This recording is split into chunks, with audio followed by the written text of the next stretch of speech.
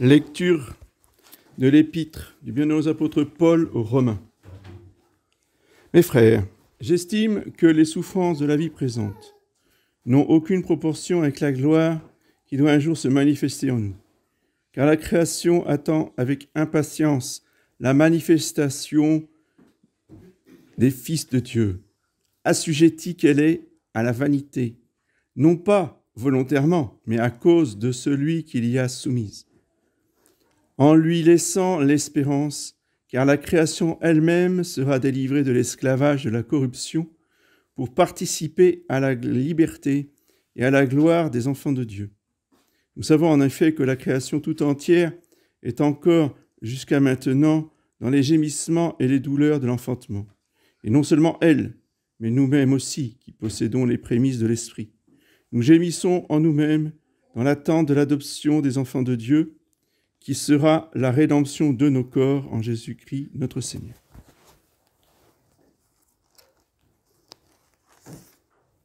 Suite du Saint-Évangile selon saint Luc, en ce temps-là, Jésus, pressé par la foule qui voulait entendre la parole de Dieu, se tenait sur le bord du lac de Génézareth. Et il vit 2 barques arrêtées au bord du lac. Les pêcheurs étaient descendus et ils lavaient leurs filets. Et montant dans l'une de ces barques qui appartenait à Simon, il le pria de s'éloigner un peu du rivage. Puis s'étant assis, il enseignait les foules de dessus la barque. Quand il eut cessé de parler, il dit à Simon, « Pousse au large, et jette tes filets pour pêcher. » Simon lui répondit en disant, « Maître, nous avons travaillé toute la nuit sans rien prendre.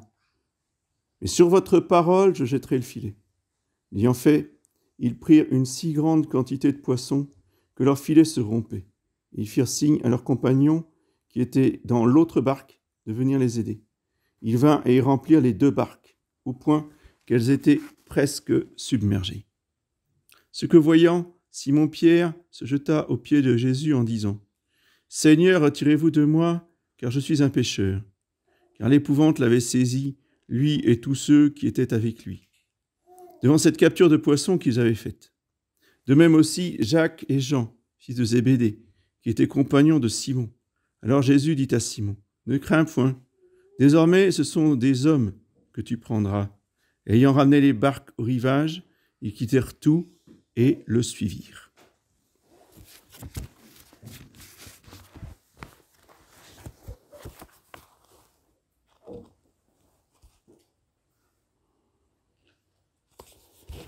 Ces annonces de la semaine, donc aujourd'hui 4e dimanche après la Pentecôte, lundi 21, Saint-Louis de Gonzague, mardi 22, Saint-Paulin de Nole, mercredi 23, Vigile de Saint-Jean-Baptiste, jeudi 24, Nativité de Saint-Jean-Baptiste, vendredi 25, Saint-Guillaume, et samedi 26, Saint-Jean et Paul, martyrs. Dimanche prochain, 5e dimanche après la Pentecôte. La messe aux horaires habituels, 9h lundi, mardi, 9h30 mercredi, jeudi à Pommerite et 11h vendredi, samedi. Dimanche prochain à 10h comme d'habitude.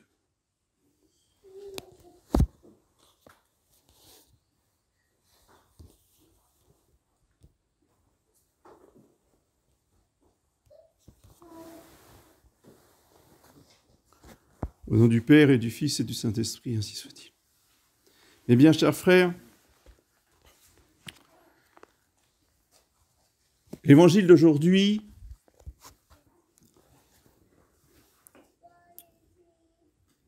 dans la continuité de la fête de la Pentecôte, nous explique comment le Seigneur Jésus et le Saint-Esprit font l'apostolat.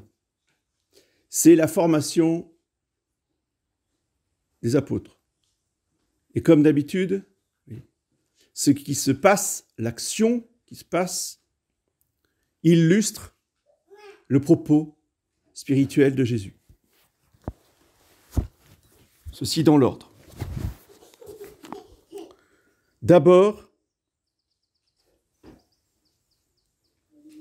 notre Seigneur s'assoit dans la barque et il enseignait les foules. Qu'est-ce qu'il leur dit? On ne sait pas. Ce n'est pas expliqué. Mais on peut deviner ce qu'il leur dit dans la prédication par ce qui va se passer ensuite. Et ce qui se passe ensuite, c'est un miracle.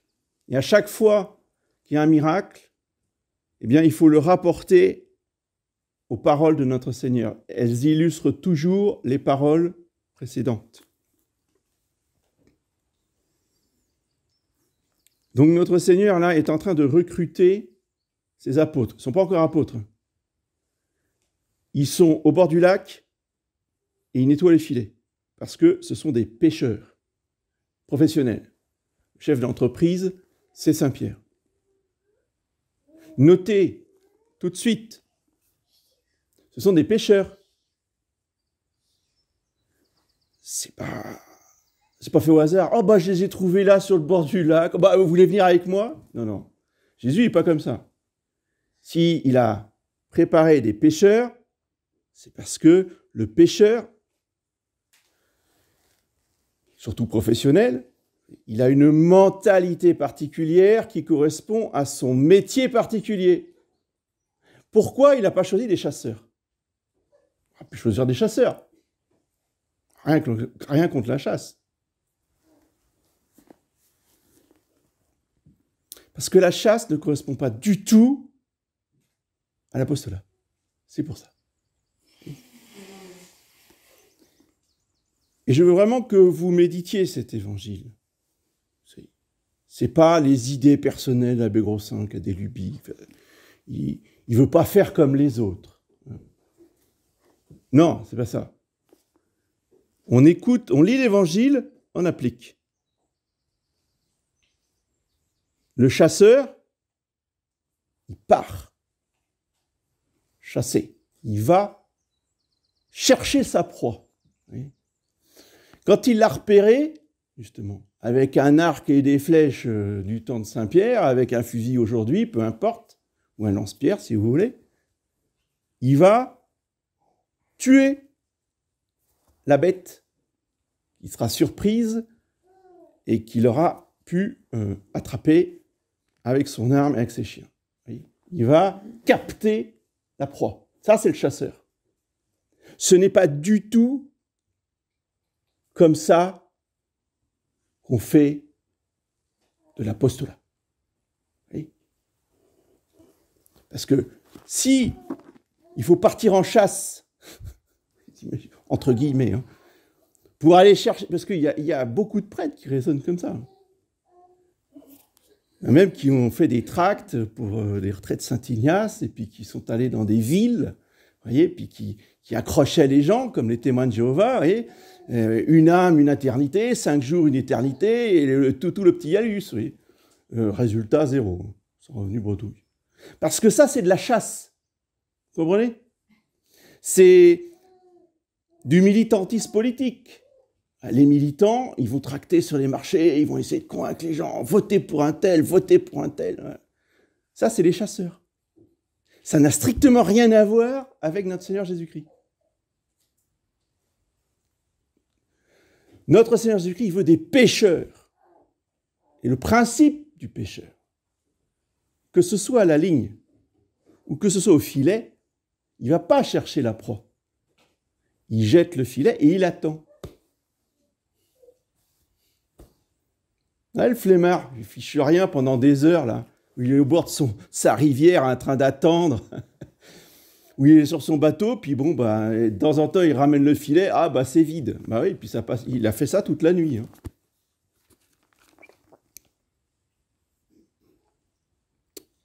Nous avons travaillé toute la nuit sans rien prendre. C'est ça, le pêcheur. Il attend le poisson. C'est le poisson qui vient à lui, c'est pas lui qui va vers le poisson. Vous comprenez? Donc, on attend. Il faut de la patience.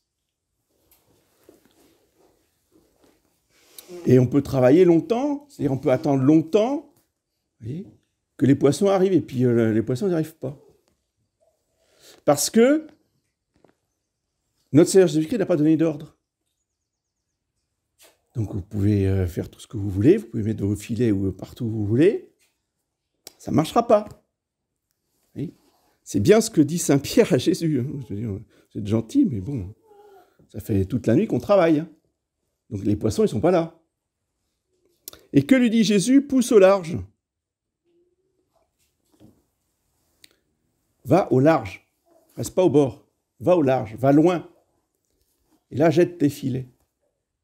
Et il n'a pas jeté les filets, Saint-Pierre. Que le filet, il est rempli de poissons. Qui a été chercher les poissons? C'est évident que c'est notre Seigneur. C'est le Saint-Esprit qui lui a mis, c'est ce qui s'appelle une pêche miraculeuse, qui lui a mis les poissons dans le filet. Et après, il n'avait plus qu'à les ramener. Ça ne veut pas dire qu'il ne fait rien. Parce une fois qu'il ramène le filet plein à craquer, il a beaucoup de travail. Vous voyez? Mais il a passé une nuit à rien faire. À attendre.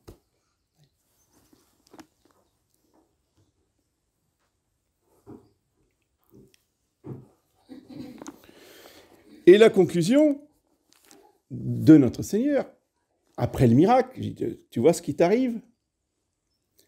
Tu as travaillé sans rien prendre, je te dis d'aller au large, tu ramènes 2 filets pleins à craquer. Donc, comprends ce que je te dis.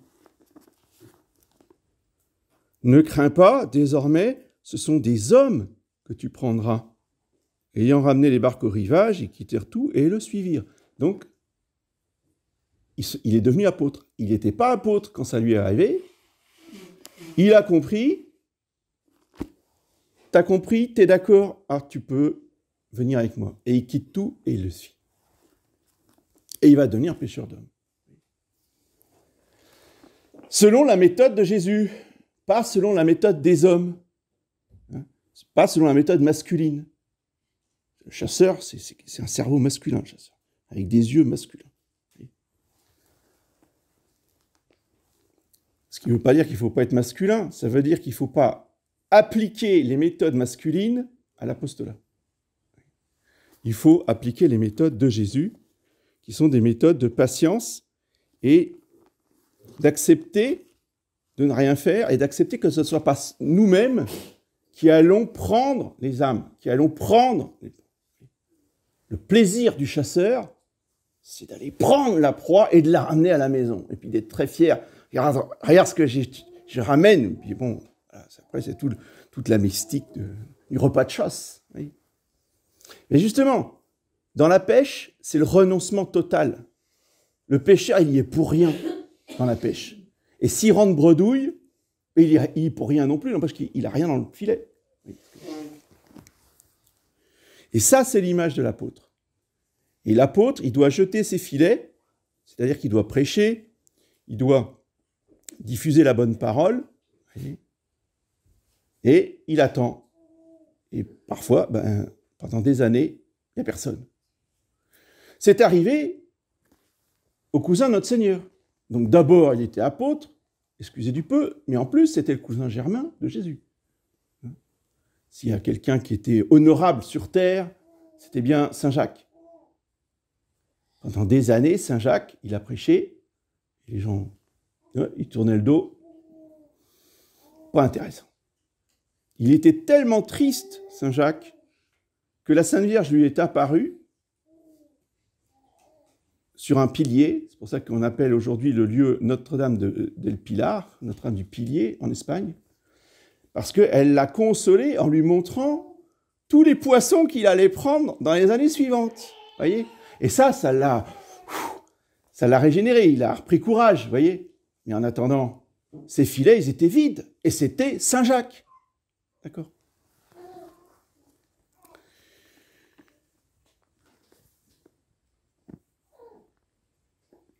Tous les prêtres, tous les évêques doivent suivre et appliquer ce qui est écrit dans cet évangile.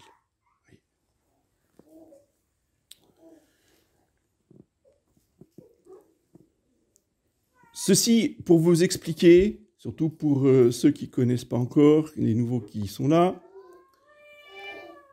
pourquoi je n'ai jamais voulu être sur Internet pendant 20 ans, quasiment. Parce que je n'en voyais pas la nécessité. Je trouvais même que c'était dangereux. et puis on n'était pas prêt, et puis c'était pas les bonnes circonstances, et puis après il y a le feeling, hein, on sent ou on sent pas. Et depuis quelques années, comme vous l'a très bien expliqué M. Abosi dimanche dernier à Rennes, vous voyez, c'est développé, vous voyez, des jeunes qui se sont mis à parler de la doctrine catholique sur Internet, sur YouTube, etc.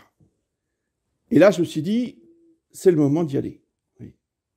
C'est là où vous recevez la lumière, vous ne la recevez pas. Quand ça arrive, vous comprenez qu'il faut y aller, il faut y aller. Et je considère que cet apostolat de YouTube, c'est un apostolat justement au large. On jette les filets, c'est-à-dire les vidéos, au large, voyez, et on attend. Et effectivement, eh bien, ça porte les fruits surprenants auxquels je ne m'attendais pas du tout. Voyez. Et en particulier, un dont je veux vous parler ce matin, pour vous illustrer concrètement mon propos et en même temps vous impliquer là-dedans, parce que vous êtes concernés, et je vais vous demander votre aide. Un monsieur de plus de 60 ans, donc qui a connu l'Église d'avant, enfin la fin de l'Église catholique, et qui, après, a tout laissé à un moment du concile, pratique plus, et puis même il a oublié toutes ses prières, etc. Il habite au Gabon. C'est un Breton, hein, mais qui est parti au Gabon. Et là, qui est en train de tout redécouvrir avec tout ce qui se passe. Alors, il regarde toutes les vidéos, etc. Puis il se rend compte, il réalise qu'il y a des méchants, il y a des gens dans le monde entier qui font des choses horribles. Et puis, la foi de l'enfance revient. Il y a des choses qui remuent. Et finalement, il est tombé sur mes vidéos. Et il en a été vraiment, je ne dis pas bouleversé, mais presque, enfin, profondément secoué. Voyez. Il m'a demandé de lui apprendre à prier. Je lui ai envoyé les prières, hein, Je vous salue Marie, Notre Père, enfin les prières du base du catéchisme, qu'il avait appris quand il était petit, mais qu'il avait tout oublié. Il me dit, je vais acheter un cahier, je vais les écrire pour les apprendre par cœur. Ça, c'est quelqu'un qui a gardé un cœur d'enfant. Alors, je ne dis pas après qu'il n'a pas absorbé les idées modernes, etc. Mais ce que je veux dire, vous voyez, voilà quelqu'un qui a été accroché, non pas par moi, hein, mais par notre Seigneur Jésus-Christ. Et on voit les fruits, et il me dit, du coup, il va quitter le Gabon. Vous voyez, ça, c'est la grâce de Dieu, ça. Ça fait, je ne sais pas combien de dizaines d'années qu'il est au Gabon. Il a une petite ferme, etc. Il m'a dit, je vends tout, j'arrive en Bretagne, je viens dans votre chapelle. Donc, si la grâce de Dieu continue et s'il est fidèle, vous voyez, on va le voir arriver l'année prochaine. Pour qu'il puisse persévérer et aller jusqu'au bout, eh bien, il faut prier pour lui. Je vous le confie à vos prières, pour que notre Seigneur, eh bien, l'amène jusqu'au bout. Et il y en aura d'autres comme cela. Après, on va dire, mais oui, mais est-ce qu'ils vont persévérer? Est-ce qu'ils vont persévérer? Tous ces gens-là qui vont arriver, etc. C'est pas le sujet. Le catholique, il ne se pose pas de questions. C'est pas à lui de se préoccuper de ça. Lui, il est juste là pour accueillir, former, transmettre. La tradition, c'est transmettre. Voyez, on transmet la parole de Dieu, on transmet la bonne doctrine. Et après, c'est Dieu qui fait grandir. C'est encore saint Paul qui le dit. Moi, j'ai semé, mais c'est Dieu qui fait grandir. Donc, soyons de vrais apôtres, ayons l'esprit apostolique, mais selon l'esprit de Jésus, et pas selon l'esprit des hommes.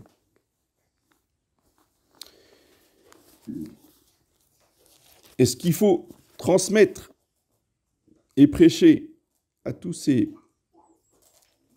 personnes qui sont dans le monde, qui ont oublié ou qui n'ont jamais su, et qui sont inondés, vous voyez, d'idées fausses, qui rejettent des idées fausses. Ah, le démon est très malin. Il a une chose et son contraire. Alors, en fonction de ce qu'on aime, il vous donne une chose fausse ou son contraire faux. Vous voyez ? Tu choisis une erreur ou une autre. Du moment que ce n'est pas la vérité, ça fonctionne.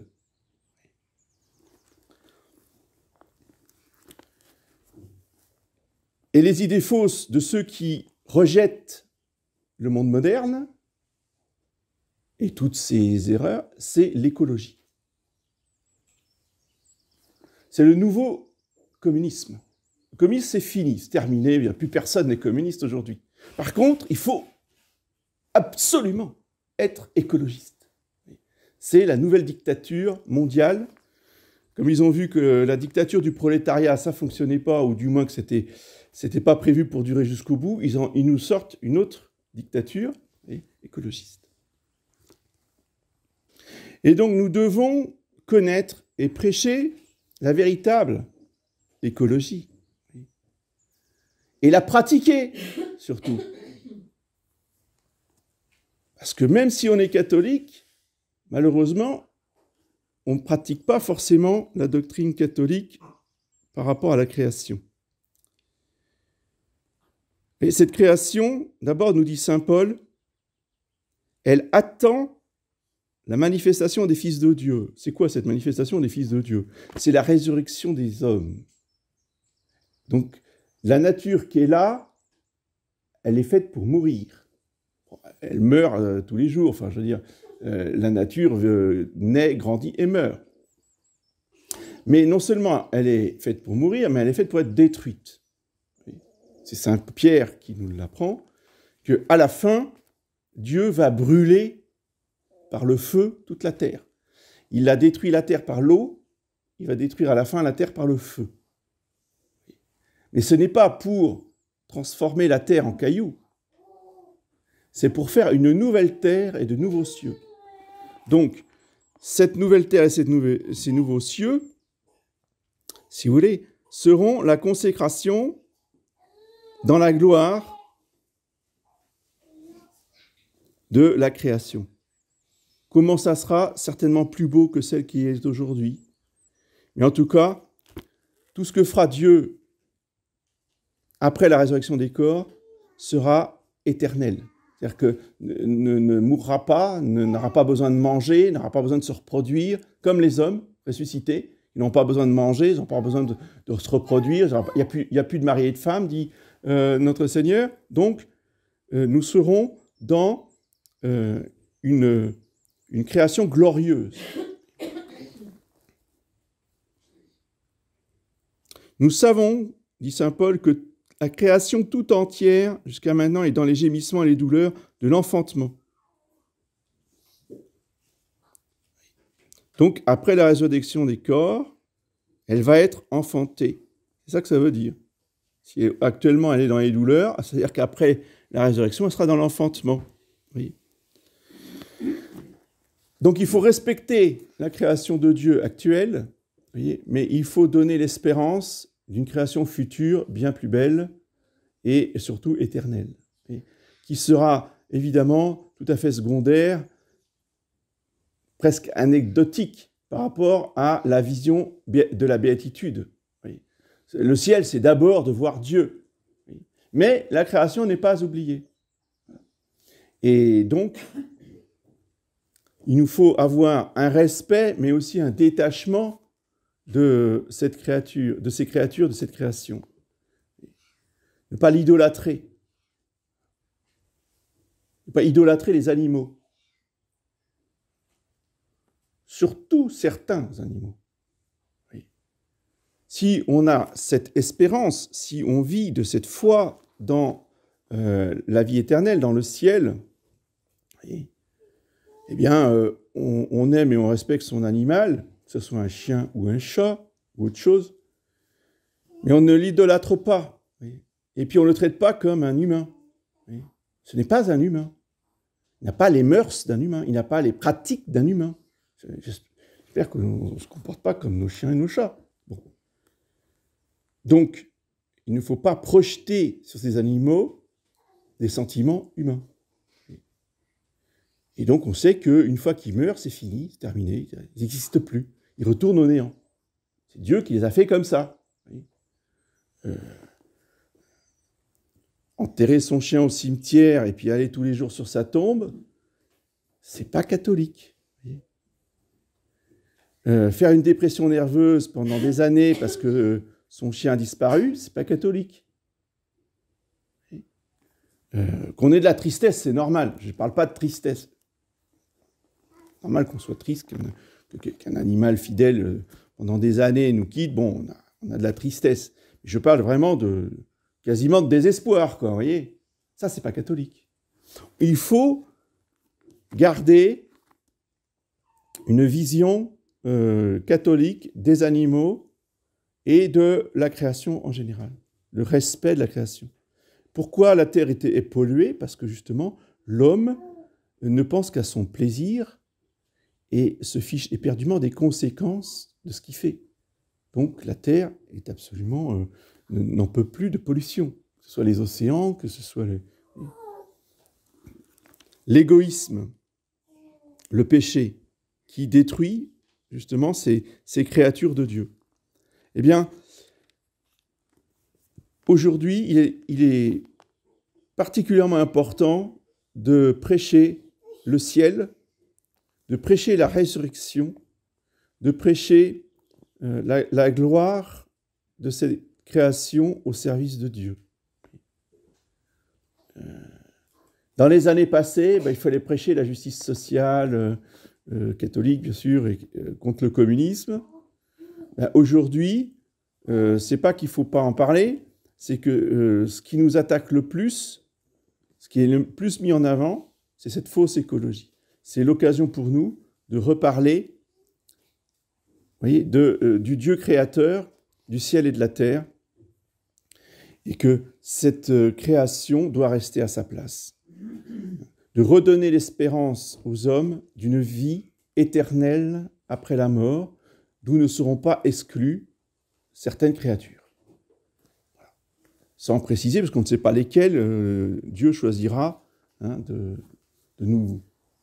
nous offrir comme cadre de nos corps ressuscités. Et peu importe, c'est vraiment secondaire, mais l'important, vous voyez, c'est de prêcher cette espérance-là, et non pas l'espérance d'une terre, de cette terre-là, vous voyez, sur laquelle on va pouvoir vivre 1000 ans, comme ils veulent nous faire croire. Vous voyez, toutes les doctrines transhumanistes et scientifiques, etc., veulent nous faire oublier que cette création va passer, que cette création, elle est temporaire, elle est éphémère. Donc il faut à la fois prêcher la création éphémère et à la fois prêcher, si vous voulez, cette vie éternelle, même des créatures renouvelées dans la gloire par le Créateur. Il faut tenir les deux bouts. Sinon, vous voyez, on n'est pas dans la vérité complète. Et ce qu'il faut proposer à ces contemporains, c'est la vérité complète, une réponse adéquate aux erreurs qu'on leur met dans la tête. On ne remplace bien, on ne détruit bien que ce qu'on remplace. Eh bien, voilà, l'épître de saint Paul, c'est une épître d'actualité cruciale aujourd'hui. On y perd.